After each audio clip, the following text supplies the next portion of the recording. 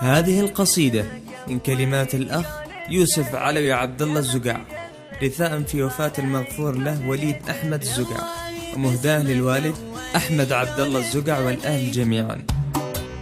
يالله باسمك أول القول ابتديت، يا من تجلت الخلايق قدرته. يالله باسمك أول القول ابتديت، يا من تجلت في الخلايق قدرته.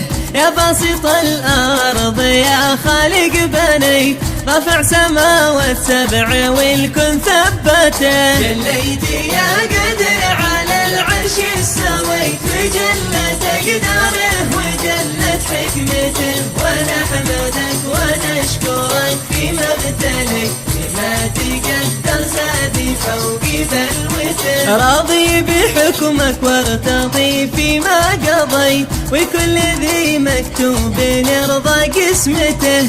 قال الفتى يوسف من أحزاني بكيت، والصدر ذي طلع بحرقه نهدته. واصبحت أنا ونسيتي وأنا ما هنيت، في عيشتي من يوم حلت فرقته. يا ليتنا يا ليتي يا ربي وليت، إنه مكاني هو أنا في بقعته. أو ليتنا والله وانا له ما رميت، ولا الرصاصة فيها دمع صابته. ويشهد البري علي ما عليت، أرميه ولكن ما دريت كيف جرحته. أستغفر الله بس قدري لي جنيت فيني، ولكن الشياطين وفته.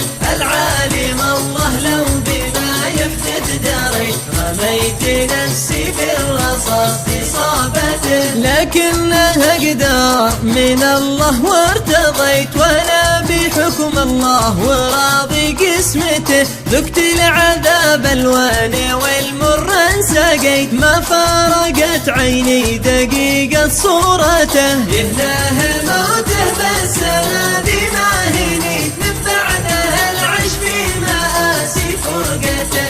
أسأل من الله ذي يجاوب لا داعي، أن يدخلها ربي بواسع رحمته. وتجعل في الخير توصل ما اشتهيت، من نعمته والخير ذي في جنته. واطلب من الرحمن يغفر ما جنيت، واطلب سماحه له جميعا واخوته. يا والدي عمي على اجرك يوم عفيت، وعند ربي ذي طلبنا رحمته.